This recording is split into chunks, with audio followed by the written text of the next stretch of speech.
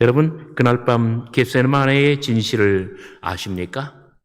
겟세마네 동산 그 위로는 하늘에 하나님이 계시고 동산 깊숙이 어두움 속에는 예수님과 제자들이 피차에 이런저런 모습으로 얽혀 있습니다.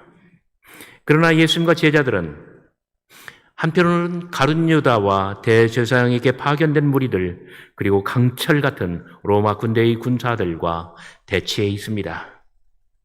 그날 밤 겟세마네 동산에는 가장 치열했던 싸움이 벌어지고 있었습니다.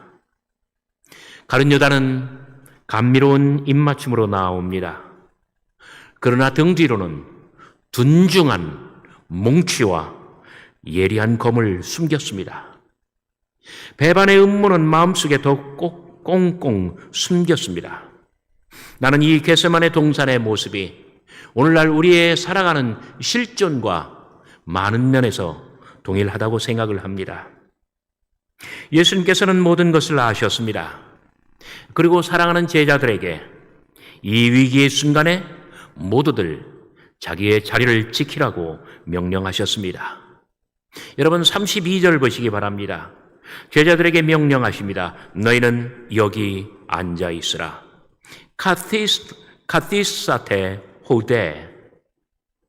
너희는 여기 앉았으라. 무슨 뜻입니까? 너희 9사람은 여기 함께 앉아 있으라. 누구도 여기에서 이탈하지 말라. 결속과 연대 그리고 하나님을 결코 깨지 말라는 뜻입니다. 그러나 가룟 유다는 다음 본문에서 바로 그 다음 본문에서 가장 감미로운 입맞춤으로 동산에 나옵니다. 그는 도무지 어디에 숨었다가 그는 도무지 어떻게 자리를 이탈하여 어디에 숨었다가 어둠 속에서 예수께 나온다는 말입니까? 두 번째 33절 예수님께서는 베드로, 야고보, 요한만을 데리고 동산 조금 깊숙이 들어가셨습니다. 그리고 그 세 사람들에게 말씀하셨습니다. 너희는 여기 머물러 깨어 있으라. 메이나테 호데 카이 게그레이고레이테. 너희는 여기 머물러 깨어 있으라. 예수님께서는 지금 체포와 재판 그리고 죽음을 목전에 두고 계십니다. 내가 죽게 된 것을 생각하여 여기 나와 함께 있어 달라는 것입니다. 무엇을 특별하게 하지는 않더라도 그대들이 여기 나와 함께 있는 것 하나만으로도 악한 마귀가 나와 그대들의 사이를 틈타지 못하게 하라는 그런 뜻이었습니다. 특별히 무엇을 하지는 않더라도 그대들이 여기 나와 함께 깨어있는 것 하나만으로도 악한 마귀가 틈 못하며 오히려 두려워 떨며 가게 하라는 그런 뜻이었습니다.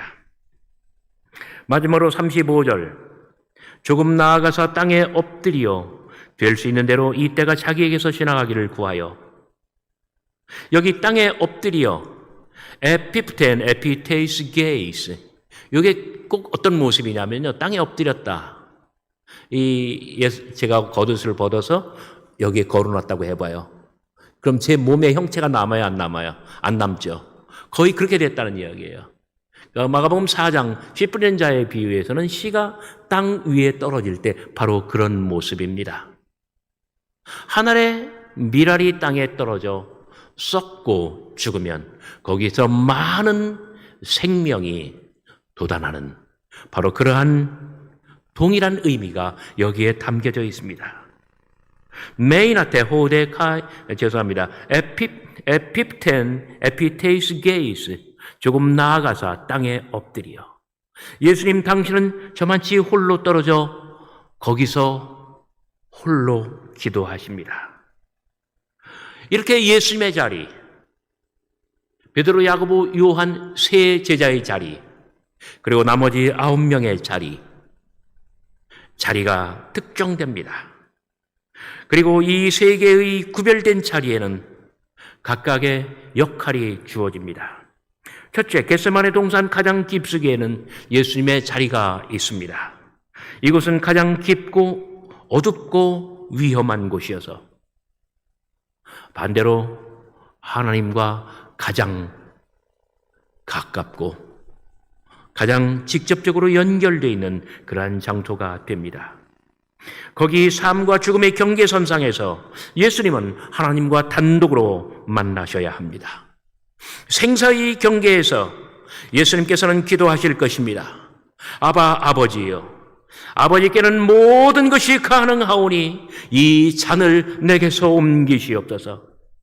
그러나 나의 원대로 마옵시고 아버지의 원대로 하옵소서. 두 번째, 삶과 죽음이 하나고 당신과 하나님이 하나이신 예수님께 가장 가까이에서 당신을 보호하고 지켜드릴 사람들은 바로 베드로와 야고보와 요한입니다. 그래서 그들에게 예수께서 명하십니다. 내 마음이 심히 고민하여 죽게 되었으니 너희는 여기 머물러 깨어 있으라. 너희는 여기 머물러 깨어 있으라. 그들은 언제나 깨어 있어야만 합니다. 심히 고민하여 죽게 되신 예수님과 운명을 같이 하기 위해서 그들은 한시도 눈을 붙여서는 아니 됩니다. 마지막으로 세 번째, 동산 가장 바깥쪽에는 9명의 제자들, 그들의 자리가 있습니다. 가룟 유다와 체포주가 동산에 들이닥칠 때 가장 먼저 알아차릴 사람들, 그들의 자리입니다. 그들은 결속과 연대, 그리고 하나됨에 균열이 없어야만 합니다. 이곳은 바로 동산과 세상의 경계이며 동산에서 세상으로 나아가고 세상에서 동산으로 들어오는 통로, 곧 관문이 될 것입니다. 바로 여기에서 예수께서는 체포될 것이고 예수 그리스도의 대속적인 죽음이라고 하는 이 복음적 사건, 그 핵심적인 사건이 바로 여기에서 발생할 것입니다. 그들은 불침번을 서면서 체포조가 동산에 들이닥칠 때 베드로, 야고보, 요한에게 소리치고 알려야만 했습니다. 9명을 하나님의 나라와 세상 나라 사이에 배치하고 지키라고 하였으나 그러나 그 경계의 선상에서, 그 경계의 지점에서 하나님의 나라와 이 세상 나라 사이에 그 경계의 지점에서 유다는 배반하였습니다. 그는 세상을 택하였습니다. 그리고 세상의 권력들, 예수 그리스도를 잡아서 죽이려고 하는 사람들, 그들을 이끌고 나와 가장 감미로운 입맞춤으로 예수님을 영접하고, 그러나 등 뒤로는 그 둔중한 몽치와 날선 검을 숨기고 있는 것입니다. 오늘 우리의 자리는 어디입니까? 나는 우리들 각자의 가정과 그리고 하나님의 교회에도 이러한 자리의 구분이 있다라고 생각합니다. 담임 목사는 하나님의 교회에서 중심과 기준의 자리에 서야만 합니다. 우리의 교회는 너무나 힘들었던 순간들, 너무나 분란이 심하고 분열이 일어났던 그러한 아픔의 시련을 겪었습니다. 담임의 목사가 중심이 되고 기준이 되어야 된다는 것은 너무나 다양한 목소리들, 너무나 다양한 입장들, 살아온 내력의 그 다양성들, 그 모든 다양한 목소리들이 분출할 때에 바로 이 지점에서 함께 만나고 함께 타협하고 그리고 함께 의견을 조율하며 기준을 정하고 함께 나아갈 수 있는 것입니다. 부교역자들의 자리는 담임 목사와 같아야만 합니다. 담임 목사로서 목회할 때 제일 힘든 게 이 부교역자들이 자기 목회를 따로 하는 거예요. 왜 그러는지 모르겠어요. 장로님의 자리, 안수 집사님들의 자리, 권사님들의 자리, 집사님들의 자리, 이분들이야말로 베드로, 야고보, 요한처럼 그리고 9명의 제자들처럼 가장 가까이에서 또는 가장 세상과의 그 접점에서 울타리를 형성하며 공동체를 보존하며 함께 지켜나가야 하는 자리입니다. 각각의 자리에는 어울리는 위치가 있고 마땅히 감당해야 할 역할이 있습니다. 각자의 자기의 자리를 지킬 수 있습니까?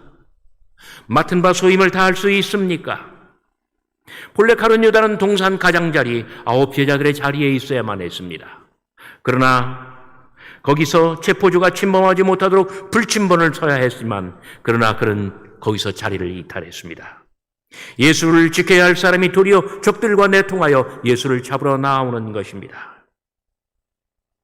바로 이때 이 순간 복음서 저자의 아주 뛰어난 심리 묘사를 잘 보시기 바랍니다. 33절 34절 예수님께서는 심히 놀라십니다. 슬퍼하십니다. 그리고 고민과 번민에 휩싸이고 내가 지금 죽을 지경이 되었다 이렇게 말씀하십니다. 41절 42절 당황, 체험, 그러나 결단. 이제는 자고 쉬라. 그만 되었다. 때가 왔다. 일어나라 함께 가자. 보라 나를 파는 자가 가까이 왔느니라. 예수님의 심정을 얼마나 뛰어난 심리 묘사로 처리하고 있습니까? 37절 38절 제자들은 마음에는 소원이 있지만 그러나 그들은 연약합니다. 특별히 정말 특별한 지점입니다. 40절 눈이 피곤했다고 합니다. 우리가 피곤할 때 눈꺼풀이 무겁다고 하죠. 저도 주일이 되면 늘 눈이 아파요. 왜냐하면 피곤이 쌓이니까요. 저들의 눈이 심히 피곤합니다. 그리고 저들의 의식이 잠들어 버리고 맙니다. 그래서 그들은 무엇으로 대답할지 알지 못합니다. 3명의 제자들이 잠의 나락에 떨어졌다라고 하는 것은 그들의 지성이 마비되고 그들의 기억이 망각의 바다에 함몰되었다는 것을 뜻합니다. 바로 마비와 망각의 바다 너머로 죽음의 고비에 처한 예수의 흔들리는 음성이 다시금 들려옵니다. 너희 9이여 너희는 여기 머물러 있으라. 너희 3사람 너희는 바로 여기에 머물러 잠들지 말고 깨어 있으라. 그 중에 특별히 베드로를 특정합니다. 시몬아 자느냐? 1시 동안도 깨어 있을 수 없더냐? 시험에 들지 않도록 깨어 기도하라. 우리는 우리의 가정을 위하여, 우리의 교회를 위하여, 우리의 조국을 위하여 우리는 우리의 자리를 지켜야 합니다. 우리는 깨어 있어야만 합니다. 그리고 우리는 기도해야 합니다. 우리가 자리를 지키지 않을 때, 우리가 우리의 자리에서 이탈할 때 가정이 흔들리고 교회가 깨어지며 나라에는 어둠의 세력이 다가옵니다. 우리가 깨어있지 못하고 깊은 잠의 나락으로 떨어질 때, 우리가 그 깊은 마비와 망각의 바다에 빠져들 때, 바로 그때 악한 마귀가 틈을 타며 가정의 울타리를 헐고 교회의 터전을 흔들며 이 세상을 삼키려 다가오는 것입니다. 그러나 우리가 우리의 사명을 망각하고 기도하기를 그치며 성도의 본분을 잃어버릴 때 악한 마귀는 우는 사자처럼 달려들어 우리의 가정과 우리의 교회와 우리의 세계를 집어삼킬 것입니다. 나는 우리의 교회의 성도들, 특별히 중직들이 더 열심히 기도해야 가정들 그리고 교회에 나라의 미래가 있다고 생각합니다. 기도 중에 가장 중요한 것은 어떻게 나의 뜻을 아버지의 뜻과 일치시키느냐 하는 점입니다. 기도로서 나의 뜻과 아버지의 뜻을 합했을 때에 그때는 나의 마음이 평안하고 만사가 조화롭습니다. 예수를 나의 구주 삼고 성령과 피로써 거듭나니 이 세상에서 내 영혼이 하늘의 영광 누리도다. 이것이 나의 간증이요 이것이 나의 찬송일세. 나 사는 동안 끊임없이 구주를 찬송하리로다. 우리가 전심으로 기도하고 나의 뜻이 아버지의 뜻과 하나가 되었을 때 나와 세상은 간 곳 없고 오직 구속한 주만 보이도다 하는 찬송이 절로 날 줄을 믿으시기를 바랍니다. 그러나 나의 뜻과 아버지의 뜻이 충돌할 때 그때는 어떻게 해야만 합니까? 예수님께서는 이렇게 기도하심으로써 우리들에게 모범을 보여주셨습니다. 아바 아버지여, 아버지에게는 모든 것이 가능하오니 이 잔을 내게서 옮기시옵소서. 그러나 나의 원대로 마옵시고 아버지의 원대로 하옵소서. 하나님의 뜻과는 무관하게 나의 뜻을 이루려 하지는 않습니까? 내게 계시된 하나님의 계획은 애써 모른 채 하고 나의 욕심, 나의 욕망, 나의 계획만을 관철시키려 하는 그것을 가리켜서 우리는 교만이라고 부릅니다. 교만이란 하나님을 대적하고 하나님의 뜻을 제쳐두면서 자신의 마음을 하나님의 뜻보다 높이 두는 행위입니다. 어떤 이는 너무 자신만만하고 교만하기에 주만간 하나님의 뜻도 꺾을 기세입니다. 그러나 여러분, 교만은 악마의 정원에 피는 꽃입니다. 교만은 악마의 뜰에 피어나는 꽃입니다.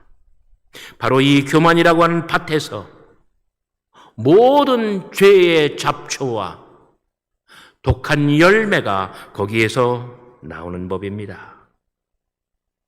하지만 나의 뜻과 아버지의 뜻이 충돌하여도 예수님처럼 기도하고 예수님처럼 살아가면 그것이 가장 정답입니다. 왜냐하면 예수님께서는 길이 되시고 모범이 되시고 우리에게 본이 되시기 때문입니다. 우리의 믿음은 무엇입니까? 아바 아버지여, 아버지에게는 모든 것이 가능하오니 나의 소원을 좀 들어주십시오. 이것이 우리의 믿음이고 우리의 간구입니다. 우리 하나님은 전지전능하셔서 능치 못할 일이 없으신 것을 믿으시기를 바랍니다. 그리하여 우리는 간구합니다. 이 잔을 내게서 옮기시옵소서.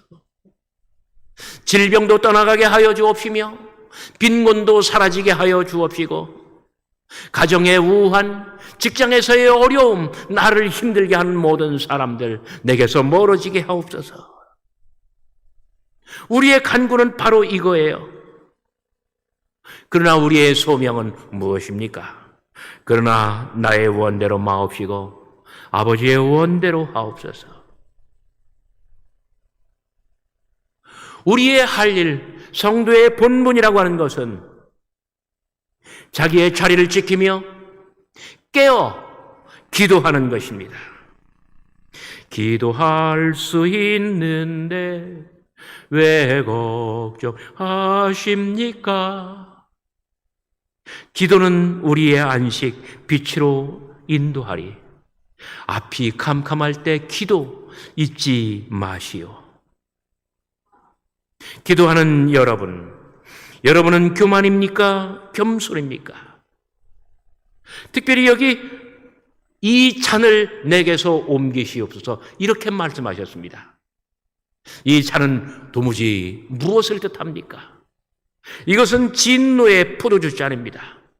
이것은 죽음의 잔, 독이 든 성배, 이것은 순교의 잔을 뜻합니다.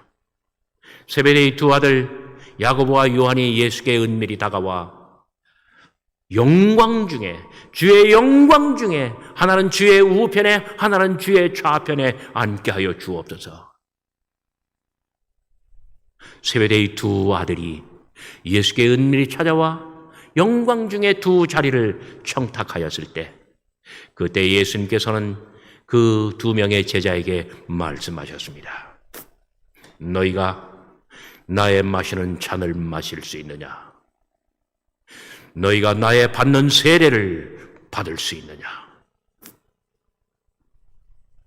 그들은 그 뜻이 무엇인지 알지 못하고 그저 덜컥 대답하고 말았습니다. 예, 할 수 있나이다. 그 세례 받을 수 있습니다. 그 잔 마실 수 있습니다. 예수께서는 세베대의 두 아들에게 그들의 운명, 그들의 미래를 정해버리셨습니다. 너희가 과연 나의 받는 세례를 받고 나의 마시는 잔을 마시려니와. 야고보, 우리 주님 돌아가시고 13년 후 헤롯 안티파스의 칼에 맞아 순교했습니다.